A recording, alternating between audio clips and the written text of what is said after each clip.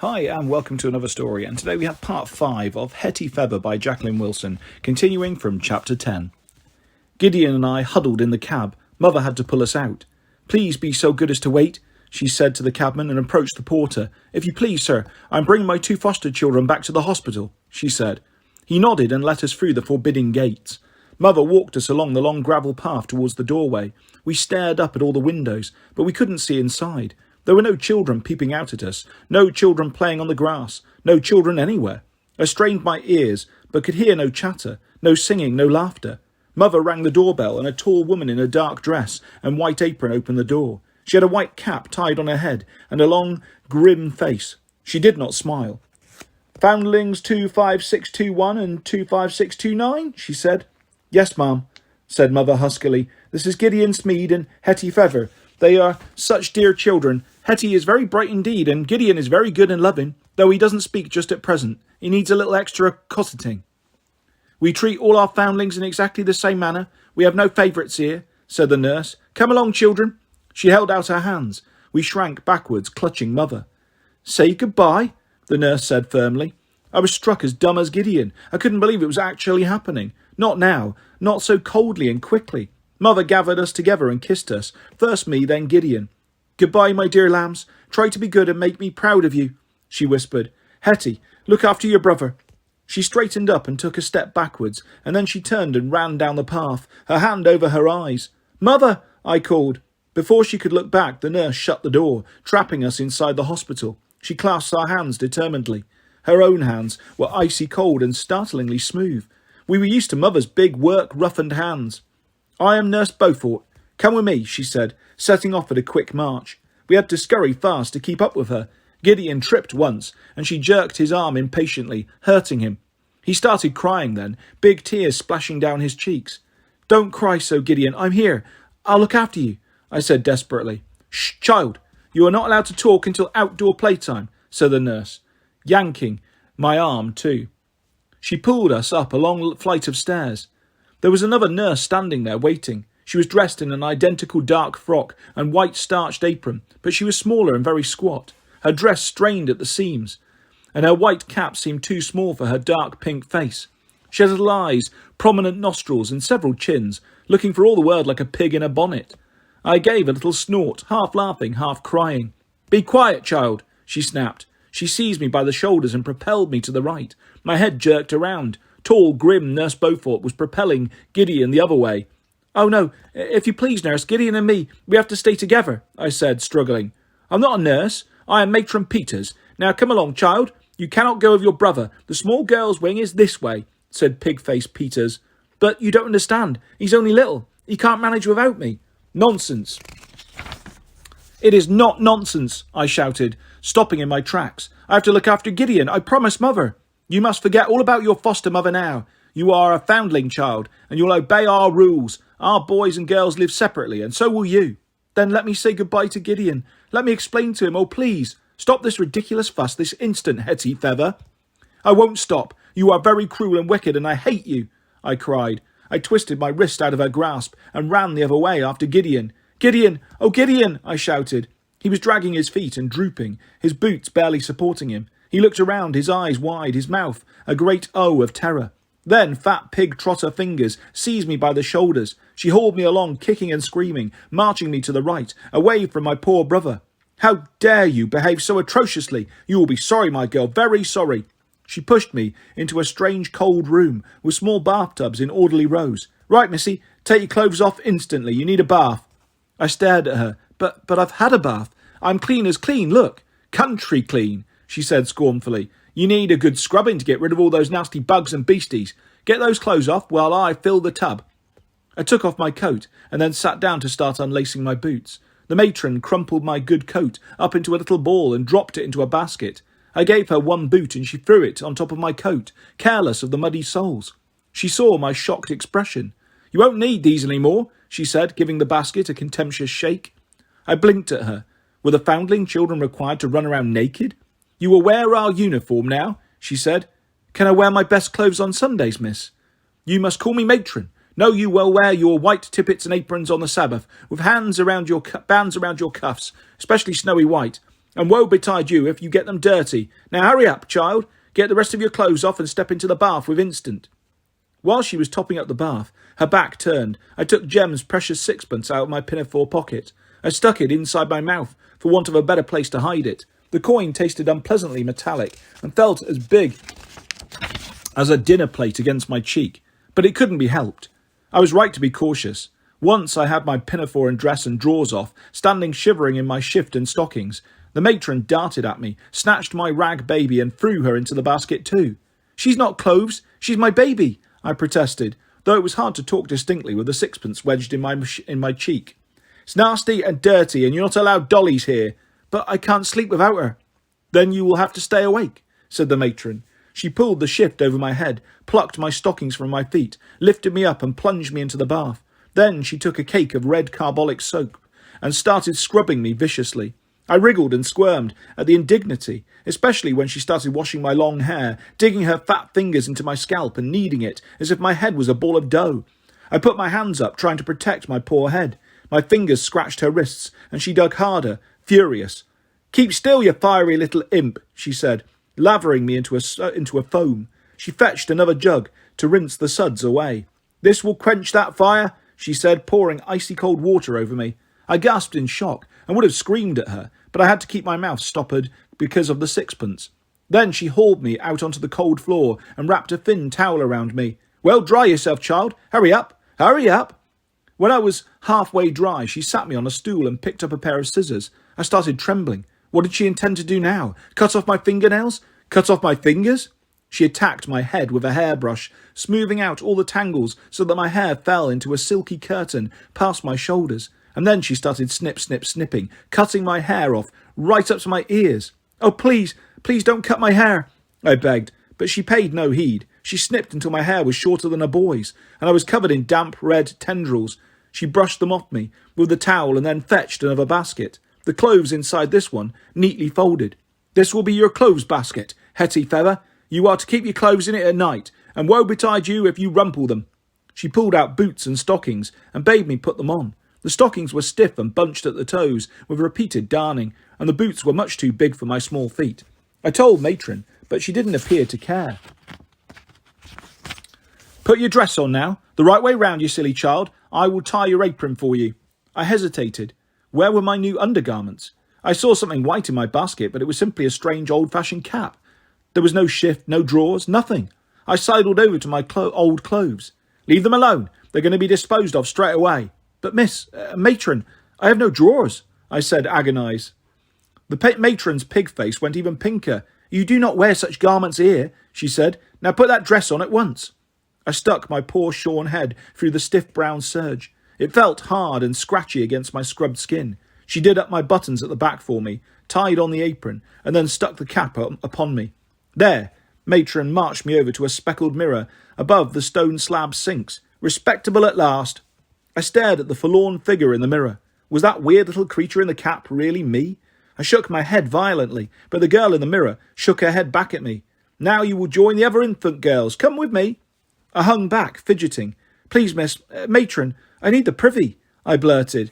She consulted the watch pinned to her chest.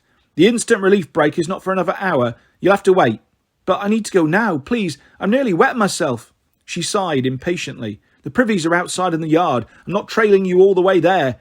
You will have to use a chamber pot. Go in that little room and be quick about it. You must learn to control your bladder as well as your temper, Hetty Feather. I ran into the room, selected an ugly pot, and sat on it trembling. What sort of madhouse was this? I put my fingers up under my cap and felt the shorn ends of my hair. I gave a little sob. Even if I managed to run away back to Jem, maybe he wouldn't love me anymore because I looked such a fright. Hurry up, child, Pig-face grunted outside. Safe behind the door, I took the sixpence out of my mouth, stuck out my tongue and waggled it at her, and then I hid the sixpence in my new tight cuff and jumped up from the pot. Now wash your hands, she said as I came out of the little room. Dear goodness, do you know nothing of hygiene? I didn't think of it at all hygienic to run around without underwear. I wondered if the matron wore drawers herself. I imagined her big piggy pink bare bottom. What are you smirking at? She said suspiciously. I lowered my eyes and shook my head. Nothing, matron. Then come along with me. You will join your class at their afternoon tasks. She took hold of me by the wrist. I looked back at the little basket of my Sunday clothes, so lovingly washed and pressed by Mother. They were all in a muddy jumble now, my poor rag baby sprawling on top, arms and legs akimbo. Come on, you've no need for those nasty old clothes any more. I've told you that already, said Matron Pigface. May I just kiss my baby goodbye? I begged. I've never heard such nonsense. It's only a bundle of rags, she said, and she would not let me.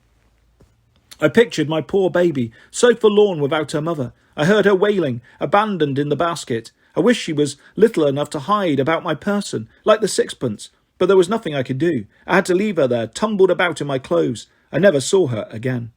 As Matron Pigface marched me along to my class, I thought at least I would meet up with Gideon again, but there was no sign of him. I was thrust into a room of some 40 or 50 girls of 5 or 6 or 7, but there was not a single little boy. The girls were sitting at small wooden desks, all startlingly similar in their white caps and mud-hued dresses. They all stared hard at me and then whispered. I shifted from one sorely shod foot to the other, feeling so shy and strange. This is Hetty Feather, said Pigface. Several of the little girls giggled. My hands clenched into fists. Thank you, Matron Peters, said a starch-aproned nurse at the front of the class. She wasn't pink and pig-faced. She wasn't grim and pale. This nurse had rosy cheeks and dimples and wisps of curly hair escaping from her cap. She was as sweet and fresh-faced as Rosie or Eliza or any of the village girls. She smiled at me. I would watch this one. She's got a very contrary way with her. Redheads are always little vixens, said Matron Pigface Peters. She needs that temper quelled. Spare the rod and spoil the child, remember? She shorted and then waddled out of the room, her stays creaking loudly. Hello, Hetty dear, said this new nurse, beckoning to me. I crept up to her desk. I saw a leather strap lying across it. Oh, Lordy, was she about to punish me already? No, she leaned towards me and said gently, Do not look so fearful, child. It must seem very strange your first day here, but I promise you, you will soon get used to life at the hospital. You seem very small. Are you turned 5 yet? I'm almost 6, I said. Excellent, then I think you are old enough to learn how to darn, Hetty. She brought out a stocking and a needle and a wool from her desk. Did your foster mother teach you how to sew, Hetty? She asked. The word mother made my eyes well up. I shook my head wordlessly. Then I'll show you. She threaded the big needle, squeezing the end of the wool over with practised skill, and then put her hand inside the stocking. She started looping the wool across the hole in neat lines. There, do you see? Then she started weaving the wool the other way, making the neatest, smoothest patch. I watched fascinated in spite of my misery. My head was itching horribly after my haircut, and I put up my hand to scratch, knocking my cap sideways. Try not to scratch, dear. It's not very ladylike, said the nurse. She put down the beautifully darned stocking and took my cap off. She smoothed my poor shorn hair, drying now and sticking straight up in the air. My goodness, I think I remember you, she said. You were the smallest baby I'd ever seen, and you had the reddest hair.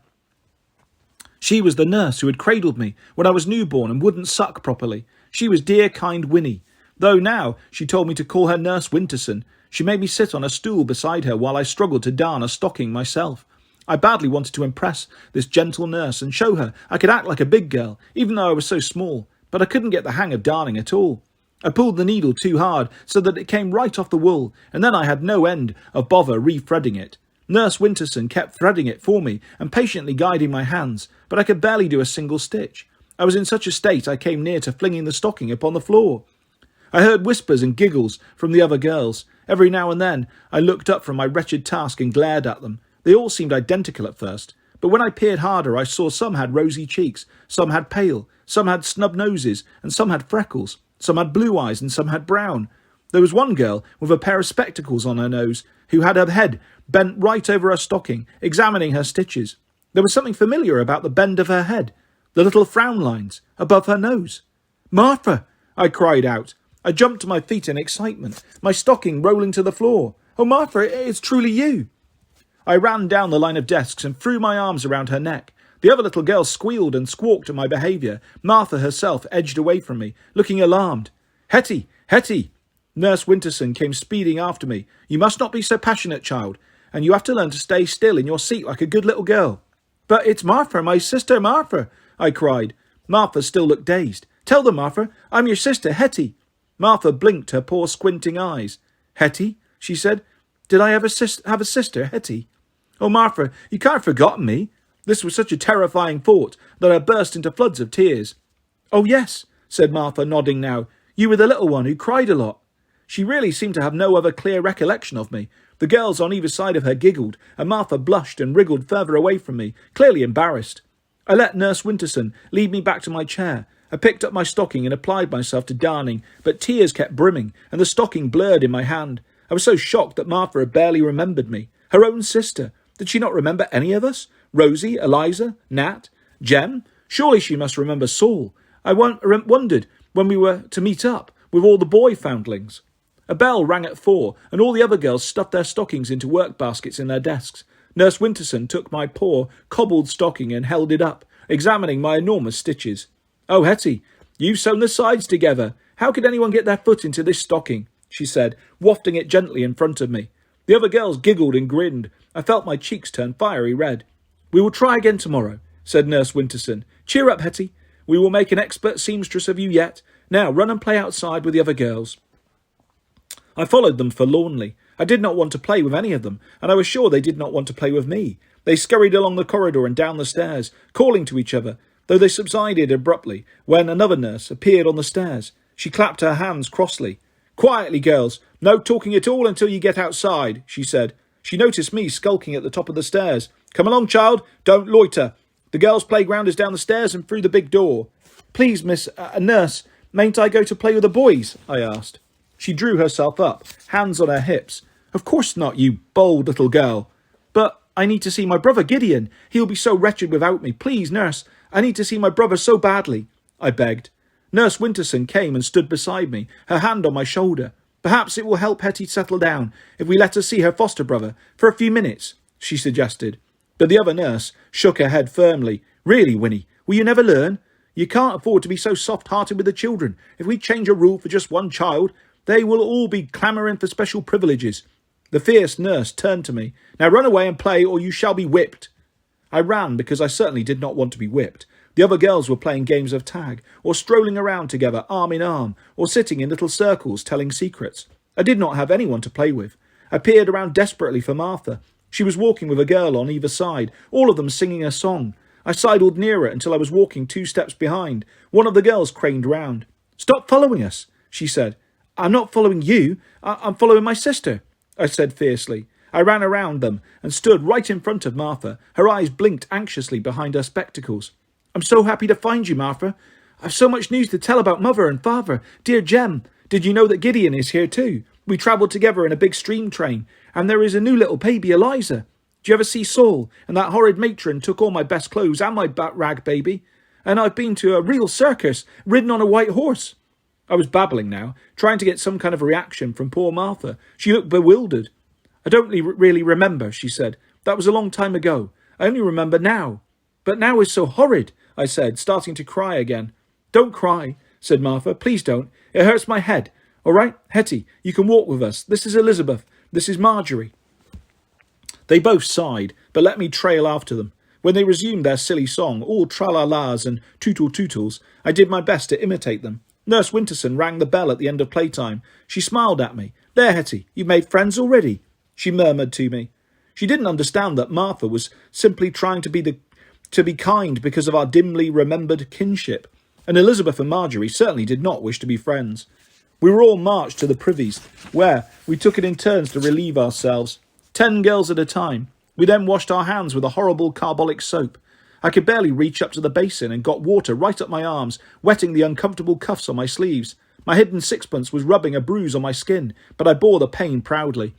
Then we were marched again, 1, 2, 1, 2, 1, 2, into a large echoing dining room set with very long tables. The little girls scrambled onto benches. I stood bewildered in the crush and lost my chance of sitting next to Martha. I had to squash right on the end of a bench, next to a fierce-looking fair girl with a high forehead, who dug me hard with her elbow when I took a bite of the bread on my plate. You're not allowed, not yet, she hissed.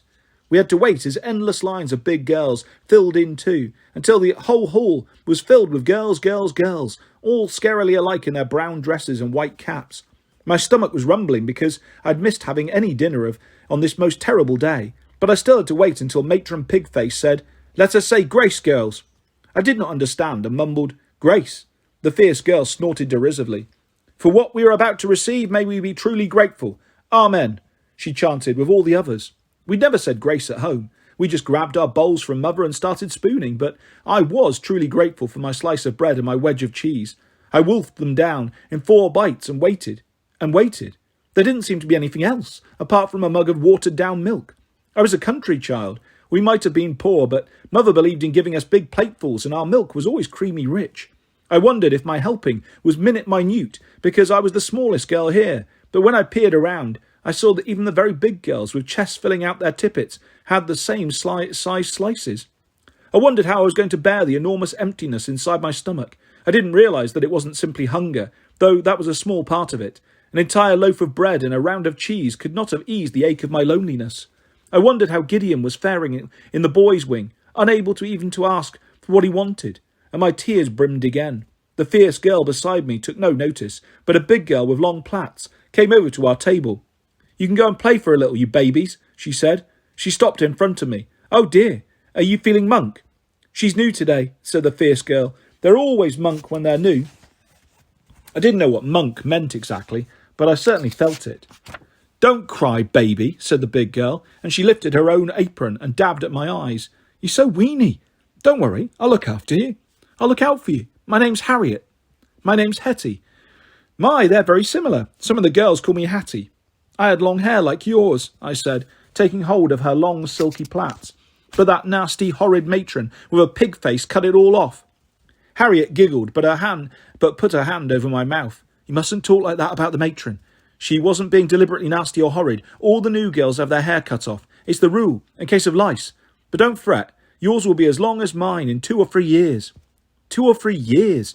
I'd been in the foundling hospital for less than a day, and yet it already felt like a lifetime. "Do you know your way around all this great big building, Harriet?" I asked. "Of course I do. Don't worry, you'll learn your way around too soon." "Do you know where all the boys are?" "Yes, they're in the West Wing." "Do you know how to get there?"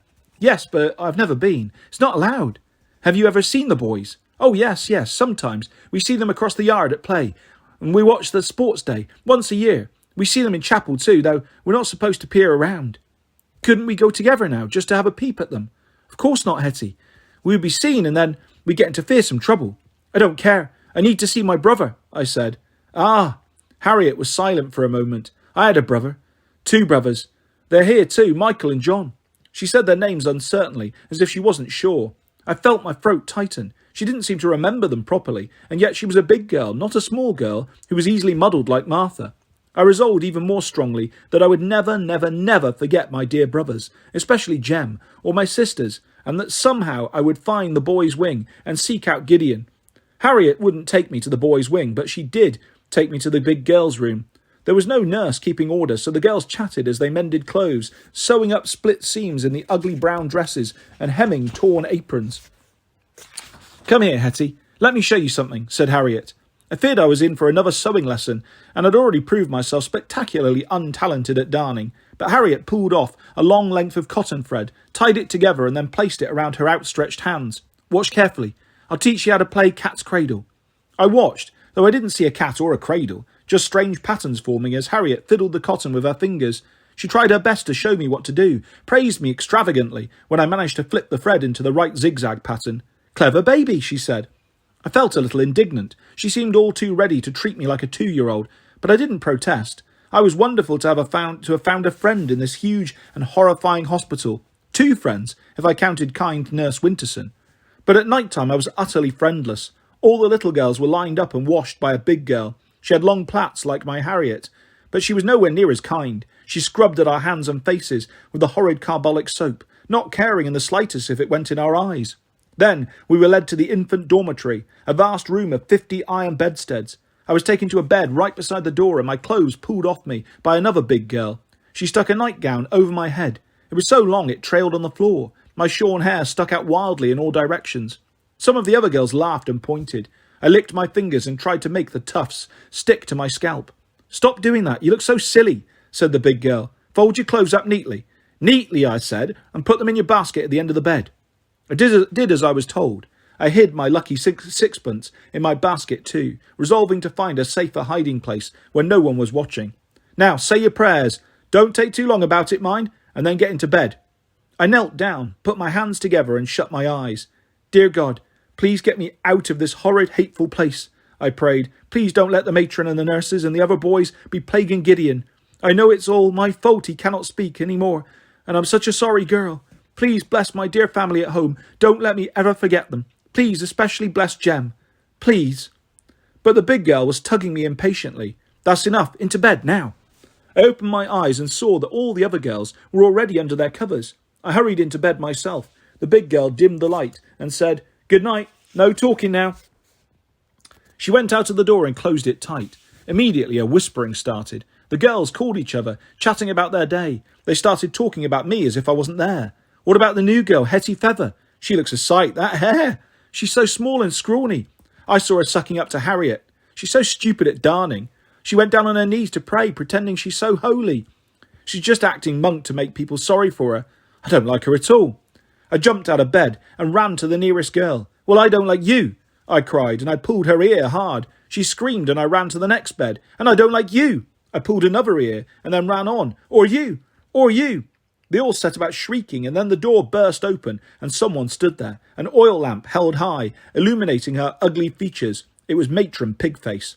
"What is this terrible noise? How dare you behave so badly? Who is this child out of bed?" She seized me, shining the lamp in my face. "Hetty Feather, behaving like a child of Satan on your very first night here. Get back into bed this instant, and if you put so much as a foot on the floor all night, you will be whipped severely." She smacked at me as I dodged past her and dived into my bed. "Now, you are all to go to sleep this instant," Pigface commanded. After she'd waddled out of the room, there were several muttered remonstrances, but soon every girl was breathing heavily. Some murmured as they dreamed, some snored. I was the only one awake. I lay on my back, feeling so wretchedly lonely in my narrow bed. I longed to snuggle up beside Jem or Gideon. My arms ached for my dear rag baby. I lay trembling hour after hour. I felt so small in this huge room of spiteful girls. I seemed to grow smaller and smaller as I lay there. I clutched myself in fear that I was actually shrinking. I did not see myself any more. I gripped my elbows tightly and gritted my teeth. I had to hang on to myself. I was not going to become just another foundling girl in hideous apparel. I might have to wear the dress, the cap, apron and tippet. I might have to obey all their dreadful rules. But inside my head, I still had to stay Hetty Feather. Chapter 11. I woke to the clamour of a bell. A new big girl strode up and down the dormitory, shouting at us to get up. It was cold and my bladder was bursting, but I had to strip my bed, roll up my mattress, and put on my hateful uniform before I could shuffle to the privy. A big girl, yet another, so many. How would I ever learn who was who? Washed our hands, inspected our necks, and brushed our hair. Then we had to line up and walk 2 by 2 to the dining room. I did not have anyone to walk with. I decided I did not care. I pictured to myself another Hetty, and we held hands and walked downstairs together, whispering to each other. Several times the other girls tried to elbow me out of the way, but Hetty and I elbowed back. We had small arms, but very sharp elbows. "Stop pushing and poking each other," a nurse called. "Who is that girl there, the little one?" "Hetty Feather," the other girls chorused, triumphant that I was in trouble again. "You must learn patience and decorum, Hetty Feather. We expect little girls to queue up quietly for their food at the hospital, not trample and grunt like little pigs in a sty." She said it humorously, but she nearly set me off crying again, because I thought of our pig in the sty, and Jem and Mother, and a wave of homesickness washed over me. "So, you're a new little girl," said the kitchen maid at the end of the table, serving out bowls of porridge. She was small and slight. If it wasn't for her careworn face, I might have mistaken her for one of the big girl foundlings. Her maid's uniform hung about her, her skirts trailing past her boots. "I'm new here too. Feels very strange, don't it?" I nodded forlornly. "I'm sure we'll both settle down soon," she said. "Here, specially for you." She took a twist of paper out of her apron pocket and sprinkled the contents on the top of my porridge. "Sugar," she whispered. All the other girls had entirely plain portions.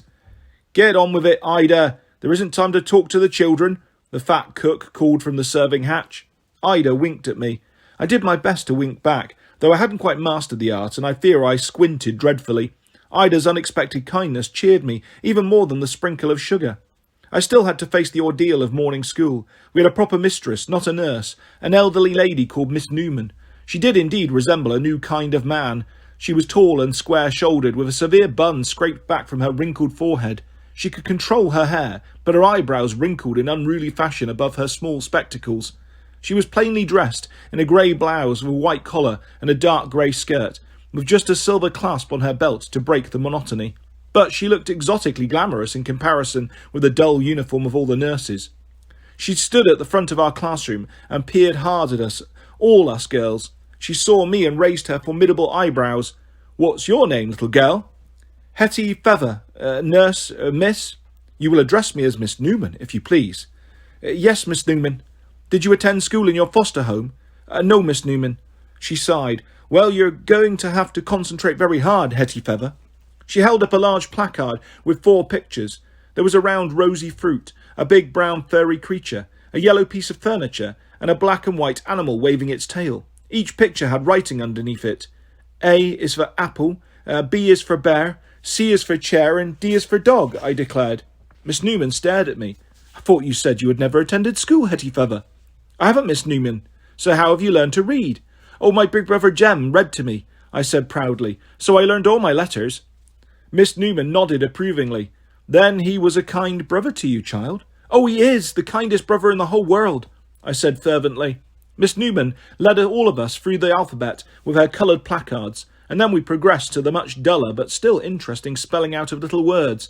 It was not long before I could stutter. The k-at is on the m-at, and in the second half of the long morning's lesson I grasped a scratchy pen and wrote line after line of shaky A's and B's and C's. And then I wrote my first sprawling word, C-A-B, and drew a picture of the London cab that had taken me away to this grim new life. Miss Newman liked my picture, she liked my word, and when she had showed me how to sign my artwork, Hetty, she embellished it with a gold star. I was pleased and proud, but the star made me think of the wondrous night of the circus and Madame Adeline, and then the awfulness of Gideon going missing, and I had to fight to stop my tears brimming all over again. She thinks she's ever so clever, just because she can read and write, but look, she's nothing but a crybaby. Sheila hissed to her friend, Monica.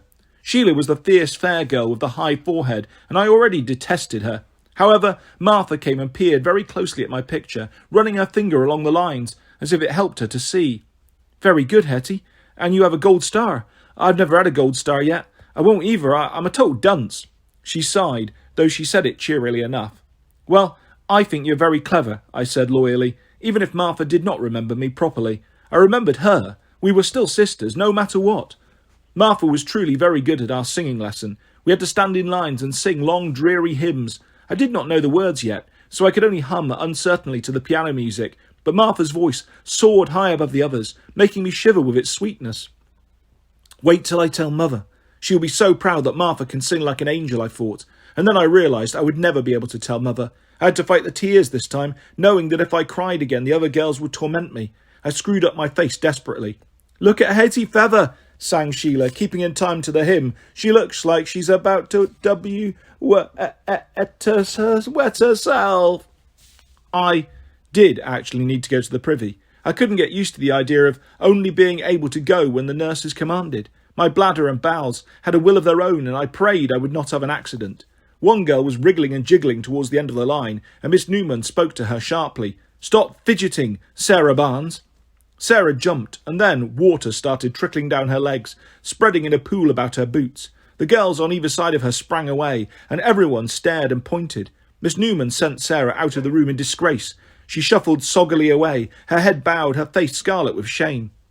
I had a desperate private conversation with my own bladder. I had seen a pig's bladder at home, so I had some idea of what mine looked like. I pictured tying the end up tightly with string, making many knots. It worked so well that when we were eventually allowed to a trip to the privy, I sat there for several minutes before I could squeeze out a single drop. "Come along, Hetty Feather. For goodness sake, child, you must be finished now. You're just being contrary." A nurse came and dragged me off while I was still weeing. A little splashed down my legs, but not enough to make a puddle. I thanked the Lord for my long skirts, though it wasn't comfortable. We had our dinner in the great dining hall. I saw Harriet and tried to go and sit with her, but I was hauled back to sit on a bench with the other girls my age. We had a different kitchen maid to dole out a few morsels of boiled mutton and carrots and potatoes. I received a standard portion, but when the other kind kitchen maid passed behind my bench, taking her great dish back to the kitchen, she slipped one more potato onto my plate. It had a little dab of butter on top and tasted especially delicious. She watched me eat it up, smiling at me. "Did that new kitchen maid give you an extra potato, Hetty Feather?" Sheila demanded crossly. "She had one left, so she gave it to me. Because I'm little and I look sweet, I said. Not like you. Sheila had a very high, frowny forehead and a fierce expression, her mouth drooping like a dog. I pulled my own features into a Sheila face, and the two girls opposite laughed. Even Monica sniggered, though she was Sheila's best friend. It was a stupid mistake to ridicule Sheila, especially as she was much bigger than me. She cornered me out in the playground when there wasn't a nurse in sight. I'll teach you, Hetty Feather, she said, and she punched me in the stomach, so that I doubled over. Then she ran behind me and pushed hard. I toppled down onto my chin. I grazed my hands painfully, tore the knees out of both of my stockings, and sliced my poor chin right open. Monica squatted down beside me, looking aghast. Oh, Sheila, you've hurt her. She's bleeding frightfully, look. Only a little bit, said Sheila, but she looked worried too. What if she tells Matron? Said Monica. You'll be whipped, Sheila. Good, I said, struggling to my feet.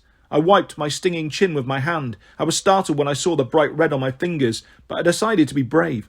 I'd played soldiers often enough with Jem at home. I knew you had to show courage when you were wounded. I marched off, swinging my arms, my dripping chin held high. Matron Pigface came into the playground just then, bell in hand, ready to ring for us to go indoors for our needlework session. She took one look at me and gasped.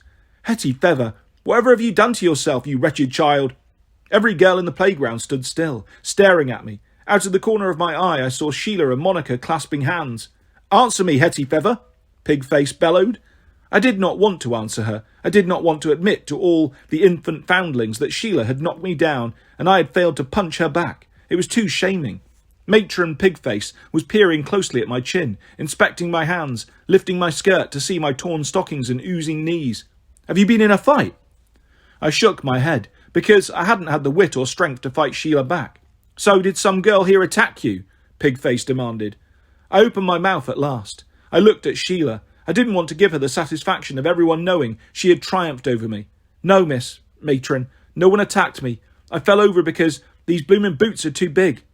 Pigface shook me by the shoulders for impertinence until my head waggled. Then she seized me by the wrist and hurried me off to the washroom.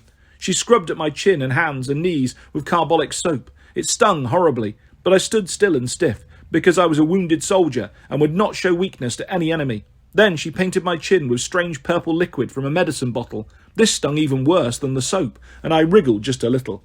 Keep still, Hetty Feather, Pigface said. But when she'd finished applying the violet medicine and replaced my blood-splattered tippet with a fresh one, she gave me a nod that was almost approving. Run along to join the other girls at needlework, Hetty, and watch where you're going this time. She did not accompany me. I was supposed to know my own way around the building after 24 hours residence. I darted off, but I was concentrating on the pain of my chin. I darted in the wrong direction, to the left instead of the right. I blundered down a long, echoing corridor, turned a corner, and seemed to find the washroom all over again. I stared at the big white room, my hands over my sore chin, wondering how I could possibly have come full circle, when a small snivelling boy came rushing in, with ink all over his hands. We stood staring at each other, equally taken aback. What are you doing in the boys' wing, little girl? I got lost, I said honestly, and then sighed in irritation. Why, oh why could he not be Gideon? You will get whipped if they find you, he said. I know, I don't care. I'll go in a minute, but please, could you tell me first, do you know my brother Gideon? Is he all right? Gideon, said the little boy, sneering. You mean the idiot boy? He's not an idiot, I shouted fiercely. I shall hit you if you say he is. His hands went to his mouth, smearing ink all over his face. Now you're all black and it serves you right, I said. I ran out of the washroom, right along the corridor until I saw a whole troop of boys bustling out of a big room. I peered hard at this army of brown, but I couldn't spot Gideon at all. However, all the boys could see me. They let out a whoop and shouted, Girl, girl, girl! A nurse came running, shouting at me furiously. I knew I had to make a quick escape. I flew back, along the corridors, back to the safety of the girls' wing, where I slowed down and walked sedately, trying to look innocent. I joined my class at their darning. Where have you been, Hetty Feather? Asked Nurse Winterson. Oh dear, your poor chin. What happened to you? All the girls looked up expectantly, Sheila clearly anxious. I wanted to get her into trouble with Nurse Winterson, but I still did not want it made plain to all that she had got the better of me. I held my tongue a second time. I tripped, and Matron took me off to put this purple stinging stuff on my chin, I said. It's a gentian violet, Hetty. I dare say it hurt a great deal. You've been very brave, dear. I thought the girls might groan to see me singled out so favourably, but they nodded at me, almost in a friendly fashion. I did not know then that I had avoided the worst sin of all at the Foundling Hospital.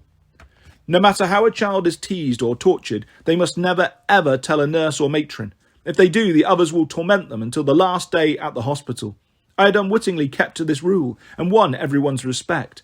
I sat and stitched demurely while Nurse Winterson read us a story. I loved stories, and this was a splendid fairy tale, but for once I could not concentrate. My mind was whirling. I knew how to reach the boy's wing, but I would be spotted immediately if I went back there, unless I could find some way of disguising myself. I did not see how this was possible until later in the day when Harriet sought me out. "Poor Hetty, look at your sore chin. Oh dear," she said, making a great fuss of me. I rather enjoyed this, and even managed to squeeze out a few tears so she could pet me. She took me to the big girl's room, sat me close by her side while she started sewing. She took a pair of boys' trousers from the big basket and started patching her knee. I stared at the trousers on her lap and smiled. I knew how to obtain the perfect disguise. I waited until Harriet had to go to a cupboard for more thread and peered around quickly, then seized another pair of trousers from the brimming basket. I could not be seen carrying them, so I thrust them up my skirts, wedging them in a bunch as best I could. I positively waddled on my way back to my dormitory, but I managed to deposit the trousers safely in my mattress. The next day I purloined a jacket, and I was ready. I decided my best chance of reaching the boys' wing undetected was during the playtime after dinner. There were fewer nurses on duty, many of them dining themselves. I stood in the playground awaiting my opportunity. The other girls took no notice of me. Sheila seemed disconcerted that I had not told tales on her and left me alone. I hesitated, standing near the girls' entrance, suddenly in a funk, frightened of being caught and whipped. I made myself think hard of Gideon. I pictured him so clearly that he seemed to be standing before me, white and trembling, tears running down his face, his mouth opening and shutting soundlessly. It was such a sad image. It galvanized me into action. I gave one last glance to check I was unobserved, and then I ran into the entrance and up the stairs, all the way to the dormitory. I tore off my cap and tippet and apron. I struggled out of my scratchy brown dress, and then I pulled my stolen jacket and trousers out of my mattress and put them on. The trousers were too large, much too long, but I rolled each leg up the hem until they rested on my boots. The jacket was too big too, but it was easy enough to shrug it up onto my shoulders. My shorn hair suited my purpose well. I had no mirror, but looking down I could see I appeared a convincing boy, though I was on the short side. I clenched my fists and tapped myself on the chest. "Courage, Hetty," I whispered. I hastened out of the dormitory, hating the heaviness of the jacket on my shoulders, the chafing of the trousers on my skinny legs. I sped along the corridor, but then heard the squeak of a nurse's boots marching along the polished floor. If she caught me in boys' apparel, all would be lost. I darted into the girls' washrooms and hid behind the door, trembling. Squeak, squeak, squeak came the boots, louder now. They paused at the door of the washrooms. A head poked in and peered, but I was crammed right back into the corner and she didn't see me. She went marching on her way while I breathed out at last. Once she was out of earshot, I peeped anxiously out of the doorway and then resumed my journey. I turned to the right until I found the boys' washrooms, and then I carried on down the corridor until I reached the stairs. I ran down them, but there at the bottom, right by the door, stood a nurse watching the boys playing outside. I stopped still, pressing back into the shadows. I could not bear to be thwarted now, when I was so nearly there. I waited, willing her to move, and eventually she yawned and stretched and sauntered off. I hurtled out into the playground, blinking at the sight of so many small boys in brown. They were so lively too. We girls wandered aimlessly up and down, or talked in tiny groups, or played decorous clapping games. These boys were all running and capering and kicking stones and shouting, all but one. A spindly boy with a stark haircut stood all by himself, his head bowed, his hands weirdly splayed as if he was searching for something that wasn't there. "Gideon," I called. He looked up and I ran over to him. He cowered away, as if I was going to hit him. "It's me, Gideon. It's Hetty, your own sister," I cried. He peered at my shorn hair and breeches, looking doubtful. "It's really me. Oh, Gideon, I've missed you so." I embraced him, my arms tight around his neck. I felt him crumple, his head on my shoulders, and then he started sobbing. "Oh, Gid, so hateful, hateful, hateful, isn't it? If only we could be together, it wouldn't be too bad." He straightened up and looked at me imploringly. "I can't stay, Gideon. The nurses would see I'm not a real boy, especially when I went to the privy." I giggled, and Gideon smiled through his tears. "How has it been for you, Gid? Have they been horrid to you, the other boys?" Gideon hung his head. "What about Saul? He's here, isn't he? Does he look out for you, stand up for you? Gideon hunched up further. Saul was clearly not a protector. Well, you must fight back. If you cry, it will only make them worse. The other girls are hateful to me, but I punch them and pull their hair and stamp on their feet until they scream, I said, exaggerating fiercely. You must do the same. Gideon stared at me. We both knew this was a ridiculous suggestion. Try, Gideon, and you must say things. They will think you're stupid if you won't talk. They will call you bad names like idiot boy. Gideon flinched. But you're not an idiot. You're clever, just like me. You can talk perfectly. You just won't. Please say something to me now, Gid. Gideon shook his head helplessly. For my sake, please, because you stopped talking when you got lost in the woods that night. I went to the circus, remember? It was clear from Gideon's eyes that he did.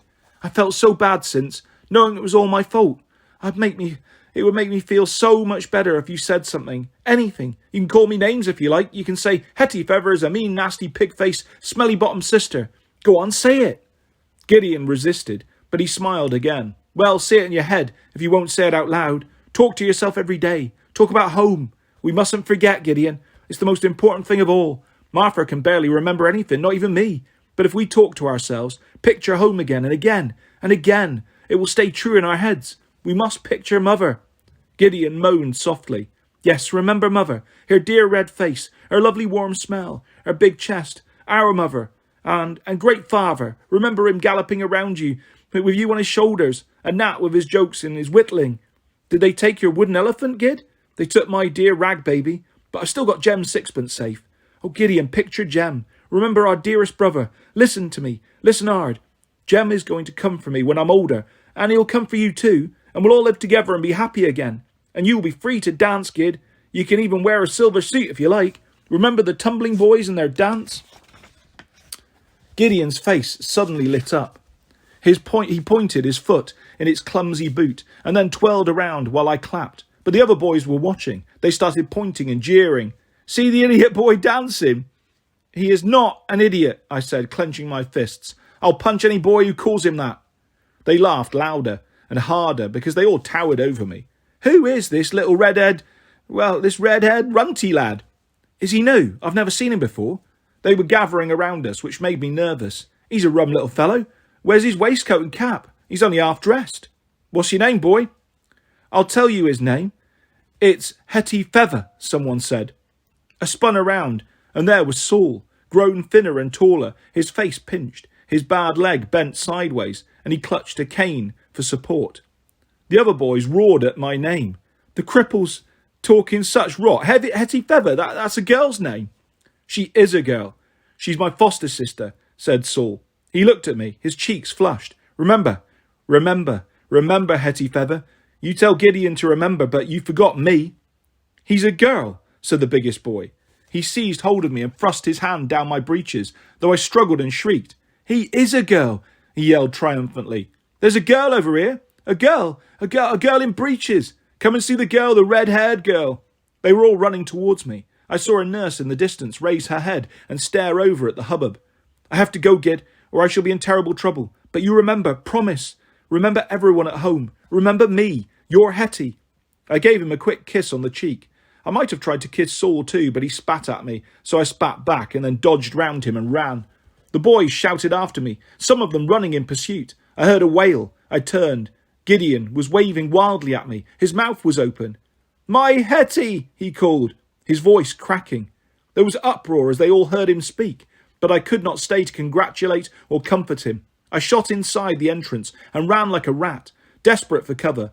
I heard bells clanging and knew it was the end of playtime. I made it undetected all the way back to the girls' dormitory. I tore off the jacket and breeches, tugged on my dress and apron, and tippet and thrust my cap upon my head. I was a girl again. I had got away with it. And that is where we will leave part 5 of Hetty Feather by Jacqueline Wilson. I'll be back soon with the next part of this fantastic story and lots more stories and videos coming your way very soon. If you'd like to subscribe or hit a like, that's always appreciated. Thanks for listening, guys. Take care. Bye-bye.